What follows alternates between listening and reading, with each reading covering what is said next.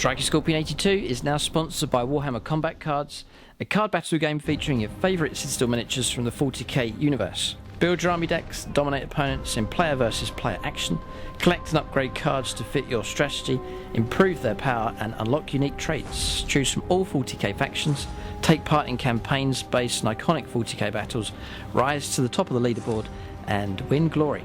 Free to download and play. Link is in the video description below or on the channel homepage, and by using the unique link it helps support the channel. Thanks and enjoy the game.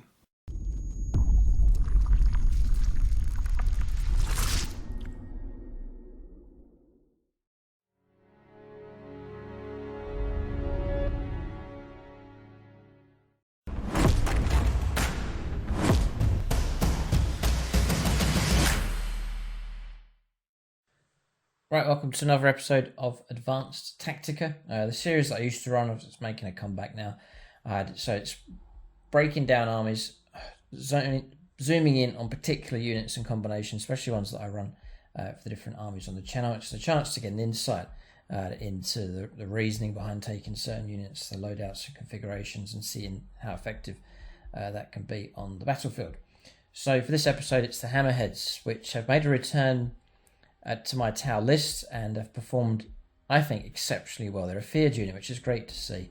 I want to show you the combination of how I use them on the battlefield to try and show you how you can be as effective as possible with this mighty Tau main battle tank.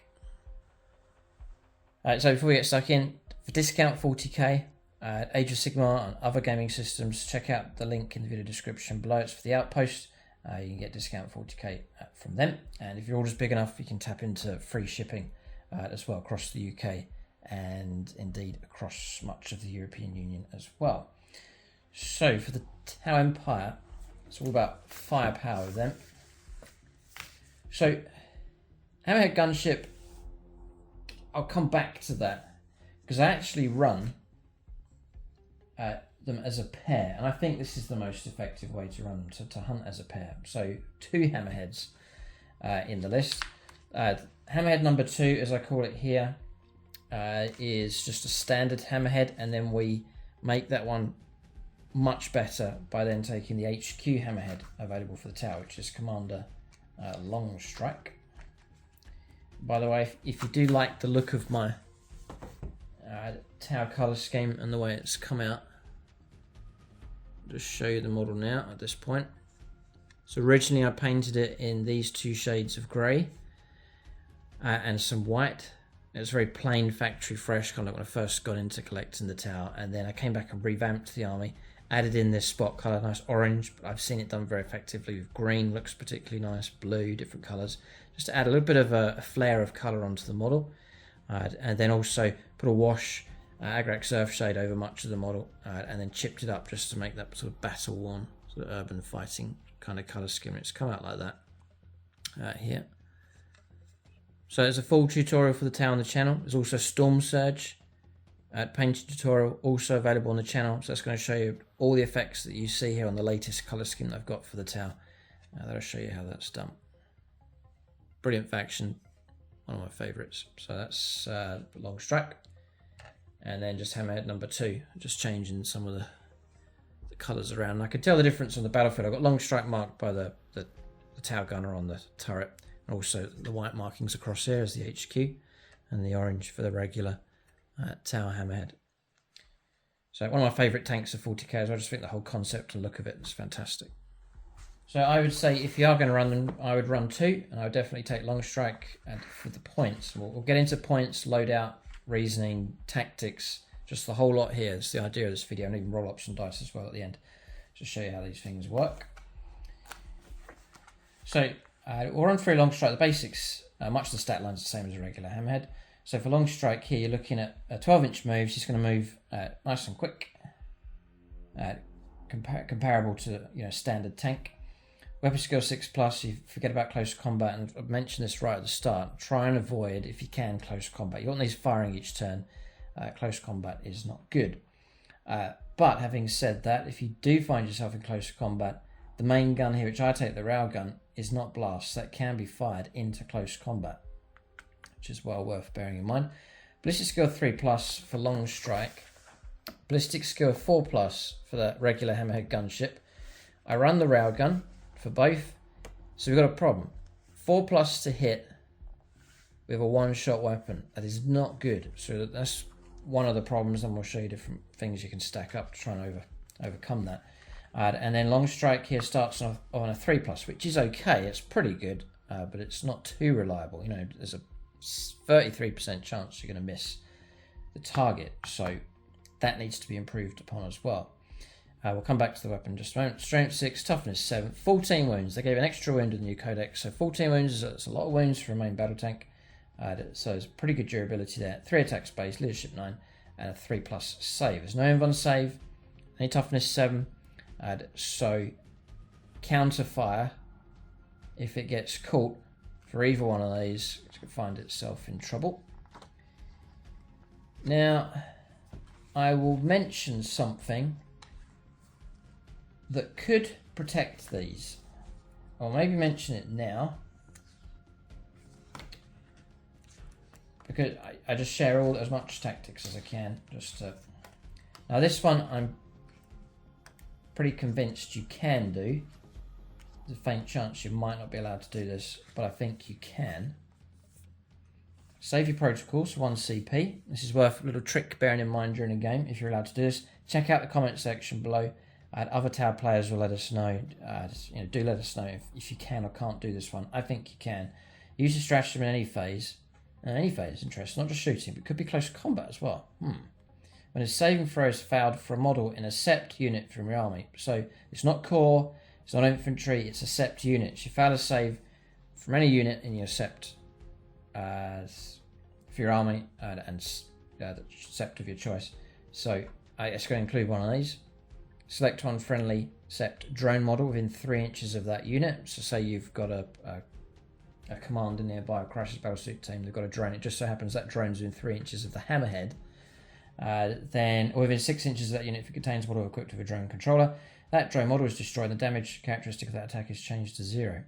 So imagine Imperial Guard fire a vanquisher shot at this thing and then a drone intercepts it for 1 CP. Let us know if you can do that. If you can, then that is a little trick that's very much worth bearing in mind. And we'll come to tactics and how to operate these on the battlefield as well. We'll just run through the stats for now. So you've got 2 options. You go for the iron cannon, which is alright, heavy 3d3, looking at about 6 odd shots for this. Strength 7 -2 damage. I think that's quite poor. You can overcharge it, it's the risk of a mortal wound, but it becomes strength 8 -2, 3 damage. I just think the railgun's superior. So you've got 72-inch range. You're going to cover the whole board with this, which is excellent. It's a one-shot weapon, so that can be a problem, but we'll come back to that. But if and when you get the hit, it's strength 14, which is incredible. Your average tank gets 2s to wound. It's AP -6, so there is really no real armor that's going to stand up against that. I was going to say unless they've got an invuln save, but you'll see in just a moment. And then damage of D3 +6, so between 7 and 9 wounds coming through. And then each time attack is made with this weapon, invuln saves cannot be made against that attack, so you're going to ignore their armor, ignore their invuln saves. It's going to glide like a knife through butter here, and that's why it's such a fearful weapon, as it should be. And then each time a successful wound roll is made for an attack with this weapon, so even if you just successfully wound the target, it's going to be 3 mortal wounds in addition to other damage. So you're looking at damage of 6 +3 +D3. So you're looking at between 10 and 12 wounds caused if you get the wound going through. So it's a tank killer. Fantastic weapon, the railgun. Absolutely, and just the look of the tank, it's an auto include, and then as you'll see that the 2 working together, I think is a really good idea. They come with smart missile systems, or you can take the accelerated burst cannon. I like the smart missile systems. You've got better range 30, heavy 4, but you've got 2 of them, so it's heavy 8, strength 5, AP -1 damage. You can fire at stuff you can't see, which is excellent for flushing targets out. Each time attack is made with this weapon, the target doesn't receive the benefits of light cover, so you can flush out targets out of light cover as well.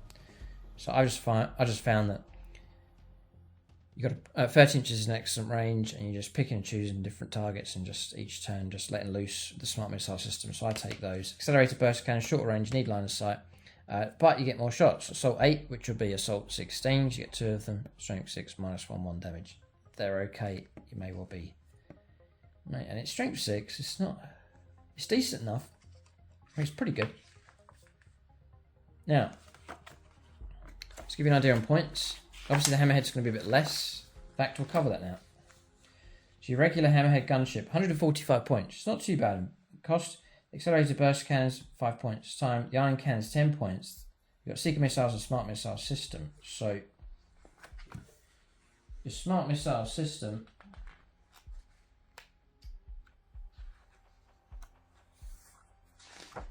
let's just get a clarification on this.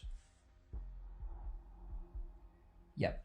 So you could take 2 smart missile systems. That's going to cost you 10 points. So it's 145, 155. The railgun is no extra cost, so 155. And then I do take 2 seeker missiles, which are 5 points a time.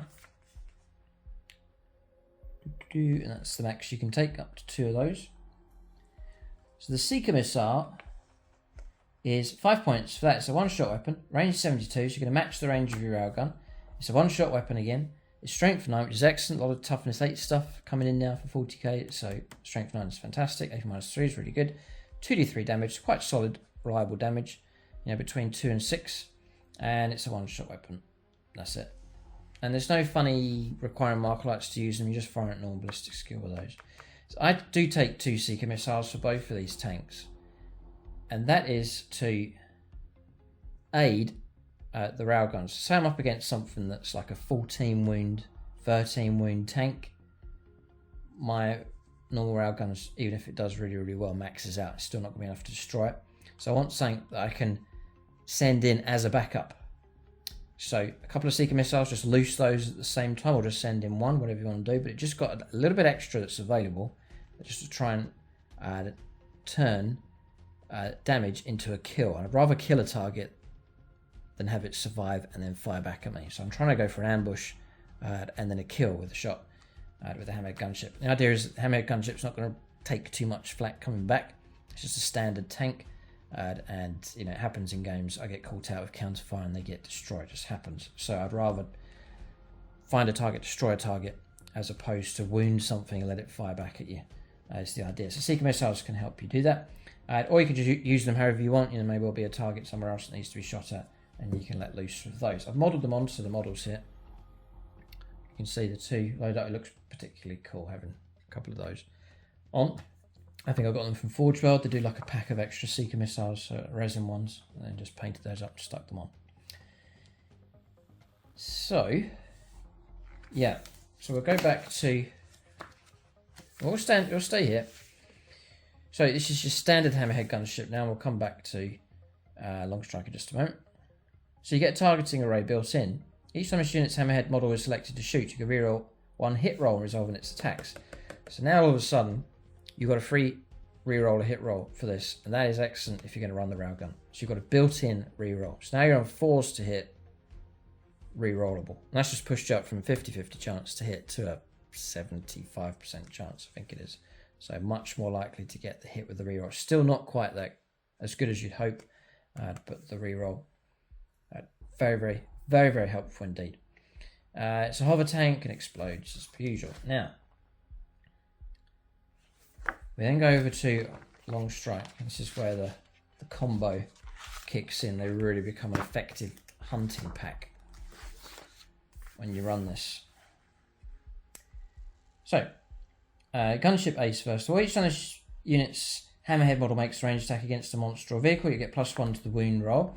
So Long Strike's on strength 14 with his railgun, and then +1 to the wound roll on top of that. So he's pretty much going to be against monsters and vehicles. It's always going to be 2s to wound. So your wounding ability is exceptionally reliable with him.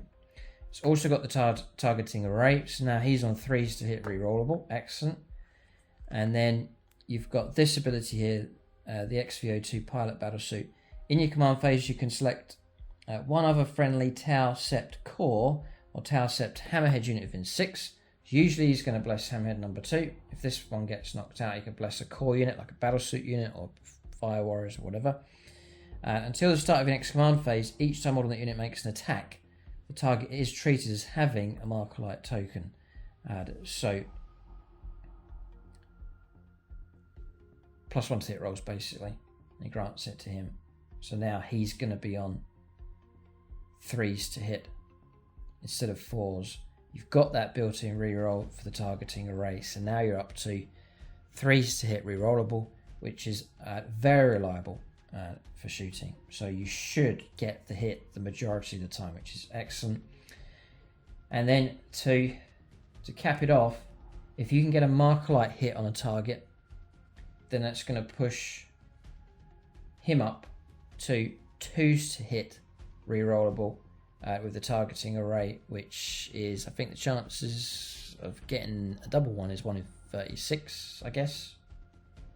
I think that's the maths.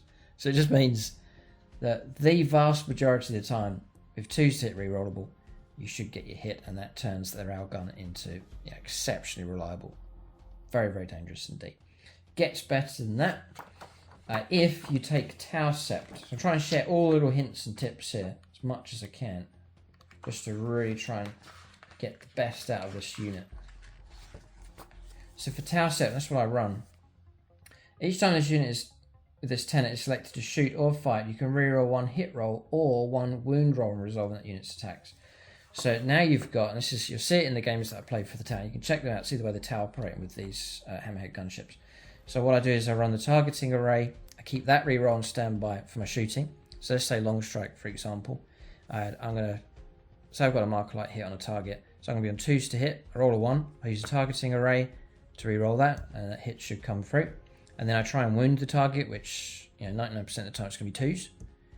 And then if I fail that, I'll then use my Tau Sept reroll, which I can use for hitting or for wounding the target. So now he's got reroll hit, reroll wound at 2s to hit, 2s to wound. That's exceptionally reliable. She's sort of overcoming the issue of having a one-shot weapon by just making that single shot as reliable as you could possibly get with a D6. 2s rerollable and then 2s rerollable. And so that's how I operate long strike. And then Hammerhead number 2, not as reliable, but still very, very good. So most of the time, the railgun shots, if you watch the games, they hit their target and they wound their target. And then once that happens, you've then got your AP-6, ignoring invuns, D3 plus 6 damage plus 3 mortal wounds. Scary stuff. So real dangerous for anti-tank, anti-monster, and anti-character as well. You've got a real good powerful character. Ignore his invuln saves, ignore his armor saves, and then the amount of damage coming through is usually going to bring character down. Even if they've got 9, 10 wounds, they're still going to be in massive trouble. So they're a real danger. As I said, I'll share everything I can with you. Sometimes I overlook this one. I think I've used this one, but it's there if you need it, and it's quite potent. Submunitions, 1 CP. Use a stratagem. In your shooting phase, when a hammerhead model from your army selected to shoot, if that model is equipped with a railgun, instead of making attacks with that weapon this phase, select one enemy unit that's not within engagement range of any units, is within 36 inches, visible, or 1d6 for each model in that unit, adding 1 to the roll if that unit has 11 or more models. Each 4+ is a mortal wound to a maximum of 8 mortal wounds. So it's a real quick way of getting mortal wounds. I've not needed it because I've got other units usually that are doing that job, but there is the submunitions option as a benefit there if you are taking the railgun. These can be a bane to heavy infantry as well, especially if they're 3 wounds, because what you can do is get your single hit come through, and it's not really wasted because, say it's Terminators, right, which are expensive 40 points each, for example, and they're heavily equipped. You get your single hit and your wound comes through, it bypasses the storm shield, for example, and destroys the model. Then after that damage has been done, you stack on 3 mortal wounds, which will then kill another model, so actually killing 2. So that's actually well worth it, I think, actually, for firing at heavy infantry. So if you're going to get 2 kills out of that, it's pretty good, especially against sort of expensive units and models. So that's the loadout that I run. As far as the way they operate on the table, I usually try and deploy them as far back as possible, as obscured and as hidden as possible. And then they're 12-inch moves, they're pretty quick. I can maneuver them out. If I'm playing Montka on turn 1, 2, and 3, you're getting to advance and still count as remain stationary, so you're going to get 12 inches plus D6 to really move out. So I'll try and put them behind obscuring terrain, hide them as much as possible, swing the pair of them out, bless him in the command phase to count as a marker light hit, and then try and coordinate an attack with other units, perhaps the commander, who's helping out somewhere else and getting my marker light hits for me, designating the target, and then letting loose of these guns. And then usually the heavy target, whatever they point at, with those 2 shots. 4 seeker missiles I can let loose with as well. The target's going to be in a lot of trouble. Even a pair of these, letting loose with 2 railguns, 4 seeker missiles, a Bane Blade will be in trouble against them for sure, especially if I can get a marker light hit on that target. And I can do that from one end of the table to the next. You know, the missiles here and the main gun, 72-inch range, so I've got that entire board covered with those. And usually I'm operating with other units pushing forwards, opponents trying to deal with those. These are at the back, out of range of a lot of weapons that the opponent has, and so these are able usually to operate with some degree of safety. So I think that's pretty much it. Roll up some dice to show how it works. So you've pretty much explained the way it goes here. So we'll say he blesses him. We'll say we don't get a marker light hit. So he's going to be hitting on 3s. Let's say we're going after... We'll go after a Bane Blade. I think they push the wounds up now. We'll say it's 20... We'll go for 28 wounds. See how we do. So first up, 5's a hit. Brilliant. Now I'm going to try and wound. I think it's toughness 9 with strength 14, so 3's to wound. He's on +1 to the wound roll. Yep, +1 to the target's wound roll for gunship ace, so 2s. So that goes through. So Bane Blade's going to go AP -6. 6 damage on it straight away. +2, that's 8. And then 3 mortal wounds as well. So we're on 11 wounds caused. So we'll track that. Tank's already in trouble. Let's just say we've ambushed this Bane Blade and try and bring it down. I'd let loose the 2 seeker missiles definitely in this situation, so we'll let loose of those. Okay, so both of those have missed, right? So now what I'm going to do for him is use his targeting array to reroll that one, and hits. And then I'm going to use my Tau Sept to reroll to try and get a hit with that one. All of a sudden, the 2 misses become 2 hits. Try and wound here. It's forced to wound. Strength 9, toughness 9. And 1 goes through. A for -3. So it's a 6 to save. Nope. 2d3 damage. And it's going to be 3 more wounds come through. So if that was a regular, say we cause 11 wounds here plus the 3, if I was up against a regular battle tank, or Liam Russ, that would have taken the tank down thanks to the missiles. So that sort of illustrated the point I made earlier on. So we're going to go up to 14 wounds. Then Hammerhead number 2. 4's to hit. Risky shot. Nope. I'll targeting array it. Missed. So that's, I think, illustrated the point about trying to get marker light hits come through. 2 seeker missiles. I'll Tau Sept that one. No, I'm going to, Tau Sept this one. Yep. Forced wind. 1 goes through. Not saved. And damage of... It's not too bad. Yeah, that's 5 wounds caused. Nice. So that's going to take that up to 19. And 19 wounds is particularly good. It is good. Now, as you saw, I'm going to go through it all again. But if I had marker light hits there, that railgun would have hit. And if that had have hit, we probably would have destroyed the target quite comfortably. So I think that illustrates the point for you. But these can take on the toughest of targets. We've just gone after a Bane Blade there.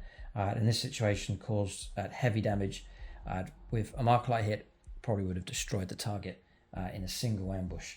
And the idea is you do destroy the target so that the Bane Blade is then, it's not available then to shoot back, which would then cause big trouble for these. The idea is I'd rather destroy a target if I can. So take those seeker missiles as backup, and then railguns using Tau Sept, marker lights, targeting arrays just really starts to make them exceptionally reliable for those shots coming through. So I think that's how I run the Hammerhead. Seems to prove nice and effective. Nothing worse than having a brilliant gun and just keep missing with it, drive you mad. So, and it would delight the opponent as well. But if you have a gun that's exceptionally reliable, then that starts to build the fear as the Hammerhead fights on the battlefield. So that's the Hammerhead hunting pack, I've called it here. They hunt as a pair, so they'll always be near each other. Each turn in the command phase, him blessing him with that marker light hit just really just tips it in the favour here of Hammerhead number 2 getting those hits coming through. So that's the way I operate on the table, working together. And it means if there's a big target like a Baneblade, for example, or a Wraith Knight or something, the pair of them will gang up on that target to bring it down. So that's the advanced Tactica for the Hammerhead Gunships. Do you rate the unit or not? Do you use them? Let us know any other combinations or other tactics. Leave that in the comments section below. If you're new to collecting Tau, do check out the comments, see what other Tau players are saying. For discount 40k, maybe you want to get a hold of a couple of these to add to your Tau list. Then it's the Outpost, link for them in the video description below. When you use that link, then it does help support the channel in a small way as well. It's discount 40k, and you can tap into free postage with the Outpost as well. But that's the video. Keep a lookout for more advanced Tactica on the channel. Thanks for watching, and tune in next time.